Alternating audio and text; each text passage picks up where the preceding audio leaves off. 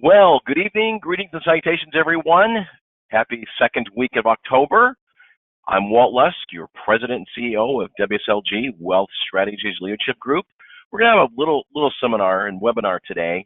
We're going to break it down just a little bit of how you can get paid, and very easily you can actually and seriously make at least $100,000 in the next year by simply opening schools. We've divided up the marketing plan into three parts because there's three important pieces you'll see. One of them, of course, is opening schools. Second is doing the presentation, and third is closing. So we're going to focus now on opening schools.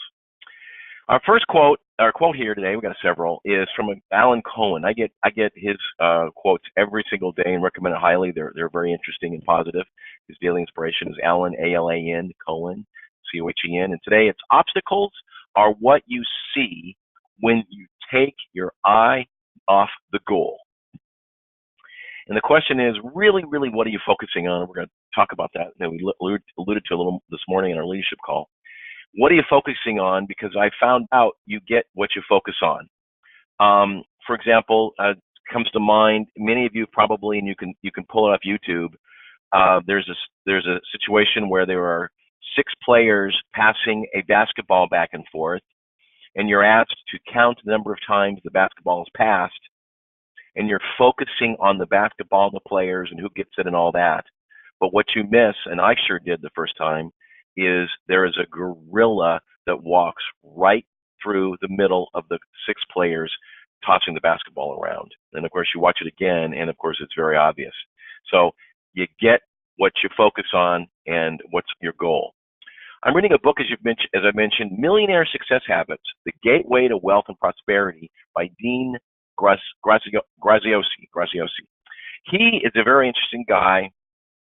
He actually was more than flat broke when he was in high school. He lived with his dad, and his dad didn't have enough money that only they could heat the little tiny heater they had and afford that, sleeping in their bathroom because it was the smallest and easiest room to heat. His dad drove him to school and dropped him off a block away because the doors were shut with rope. And from there, in 21 years old, he started in the real estate business and has been wildly successful. So talk about starting from very humble beginnings. So he discusses in one of his chapters about strengths versus weakness, and that's what we're going to talk about here a little bit as well. We need to focus on our strengths rather than trying to overcome our weaknesses, because we're all good at something. And we've all taught, back in the day in school, to really be well-rounded. You got to learn this, you got to learn that. Well, no, not really. If you look at a physician, because we all talk about that we are college funding specialists, a doctor who is a specialist who focuses on his strengths, right, and is positive, makes way more money than a generalist. And that's what we are, of course. Now, here's a picture of Dean, and he's not that old now, and there's a picture of his book, Millionaire Success Habits, The Gateway to Wealth and Prosperity. And here's another quote: success is achieved by developing our strengths, not by eliminating or even trying to overcome our weaknesses. Focus on your strengths instead of your weakness, on your powers instead of your problems. Remember, if we focus on problems, what are we going to get more of? And from my experience, problems. If you're worried about bills and you're focused about not getting bills, you're going to get bills. So, Millionaire Success Habits, if we try and overcome our weaknesses, we will become average at best. And nobody listening to this and watching this is average in any way. But when we focus on and capitalize on our strengths, we go from good to great. And we're happier, have less stress, and really are more successful. Now, this came to mind, Albert Einstein. He was a brilliant guy, but do you think he focused on cleaning his office? Because this is a picture of his office the day he died. He's got papers everywhere. He's got, theses stacked up somewhere in the corner, unfinished theorems on this chalkboard. I heard a friend of mine telling me today that rumor has it he couldn't even find his way home because he was really focusing and paying attention to other things. But the point is, Albert focused on what he did best and what he was good at and didn't worry about the rest. And if you were there this morning, Dean talks about a guy who in real estate was 60 years old, was starting a brand new career because his last one kind of pooped out, and had done four deals netting about 15,000 apiece. And he decided to fix his office and clean his office up. And I call it getting ready to get ready to get ready to get ready. And in my view, he was kind of a little scared because he'd done it and he didn't know if he could continue. And Dean just broke it down and said, look, you can clean your office, you can take all the time you need, but the bottom line is, in short order, your office will be a mess again because you're a slob. And it's okay. You're doing something great in helping people and making money in real estate. With the money you're making, go hire somebody to organize your office, to organize your files, to get your filing cabinet in order, etc.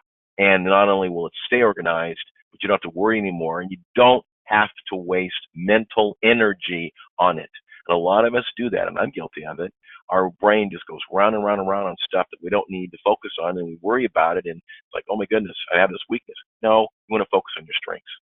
So to capitalize our strengths, there's really three things that we do here at College Smart Strategies and WSLG. Open schools, present the seminar, and meet with parents and close. So if you open schools, and that's all you do, you don't have to meet a parent, you don't have to close a parent, you don't have to do a presentation, you just open schools. 25% of the commission that's generated is yours. And we're going to go through some numbers, of course. Same thing, you present it, 25%. And if you actually are the closer, 50%. Now, is any one more important than the other? Not really, because if we don't have, and it's probably obvious, of course, if we don't open schools, we don't have the ability to present the seminar. And if we don't present the seminar, we don't have the ability to help them have an impact, get them out of debt, show them how to have tax-free ways to pay for college, and meet with them. So all are important, but we all can't be all things from all of us, at least not in the beginning. So my goal is, and for you guys, it's just to focus on what you do best. You can learn the rest if you want, obviously, and obviously make more commission. But the point is, if all you do is one or two, that's okay. We all, not everybody is an elbow, not everybody's a toe, right? We all need all the parts as one. So again, we have appointments with 20 parents. We present it to 20 parents, and 75% of them generate 15 appointments, and we close 50% of them, rounding up a little bit. And with our $500 a month monthly premium is $6,000 of an annual target premium. That's, of course, $48,000 in annual premium. And the commission, of course, is $33,600. If all you did is open schools or present, then you've got your $48,000 times your 70%, which is $33,600, times your 25% commission that you would earn. That's $8,400.